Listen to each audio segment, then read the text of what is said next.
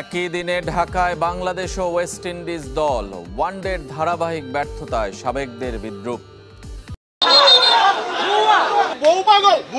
বিমানবন্দরে তাসকিন আহমেদ, নাঈম শেখরা পড়লেন সমর্থকদের তোপের মুখে। দলের পরাজয় মানতে না পেরে এই ক্রিকেটারদের প্রতি ক্ষোভ উগরে দেন তারা। তাসকিনের প্রতি কারো কারো আচরণ তো অতিক্রম করে ভদ্রতার সীমারেখাও। বিমানবন্দর থেকে নাঈম শেখের গাড়ি বের হতেই দুয়োধ্বনি শুরু। কেউ কেউ দিলেন ভুয়া ভুয়া স্লোগান। এমন মুহূর্তে ছলো ছলো চোখ নাঈমের, যেন ভাবতেই পারেননি নিজ দেশের মানুষদের সামনে এভাবে অপমানিত হতে হবে। এশিয়া কাপের দলে জায়গা হয়নি নাঈমের। ভিসা জটিলতার কারণে আফগানিস্তানের বিপক্ষে ওয়ানডে সিরিজের পুরোটা খেলতে পারেননি। শেষ ওয়ানডেতে ব্যাট হাতে নেমে ব্যর্থ হন। সেই ব্যর্থতার দায় নাঈমের ঘাড়ে অবশ্যই বর্তাবে, কিন্তু সমর্থকরা যেন এশিয়া কাপ আর আফগানিস্তান সিরিজের পুরো ব্যর্থতার দায় নাঈমের ঘাড়ে চাপিয়ে দিয়ে দুয়োধ্বনি শুরু করলেন। এদিকে এশিয়া কাপে দুর্দান্ত ব্যাটিং করা সাইফ হাসানের গাড়ি বের হতেই বদলে গেল দর্শকদের আচরণ। কোনো দুয়োধ্বনি তো নয়ই। দাপুটে ব্যাটিং করা সাইফের পরিবারের গাড়ি দেখতেই সবাই শান্ত হয়ে গেলেন।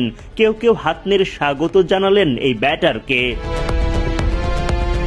এদিকে দুবাই, শারজা, আবুধাবি ঘুরে বুধবার বড় বড় লাগেজ নিয়ে ঢাকায় পা রাখেন টাইগার ক্রিকেটার থেকে শুরু করে কোচিং স্টাফের সদস্যরা। হতাশার এশিয়া কাপ আর আফগানিস্তান সিরিজের পর ভক্তদের চোখে ওই লাগেজ ভর্তি যেন কেবলই হতাশা। আফগানিস্তানের বিপক্ষে ওয়ানডে সিরিজে হোয়াইট ওয়াশ হয় বাংলাদেশ। ঢাকার ফ্লাইট একে তো ম্যাচ খেলা আর ভ্রমণ ক্লান্তি, তার উপর ক্রিকেটারদের সঙ্গী এশিয়া কাপ ও আফগানিস্তান সিরিজের হতাশার পরাজয়।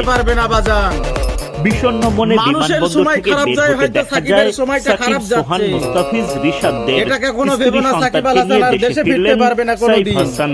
দলে কামব্যাক করে দারুণ পারফরম্যান্স করেছেন ব্যাট হাতে, কিন্তু দলীয় ব্যর্থতায় হতাশ হয়ে দেশের মাটিতে পা রাখতে হলো সাইফকে। ব্যাট হাতে সময়টা মন মতো যায়নি তাওহিদ হৃদয়ের।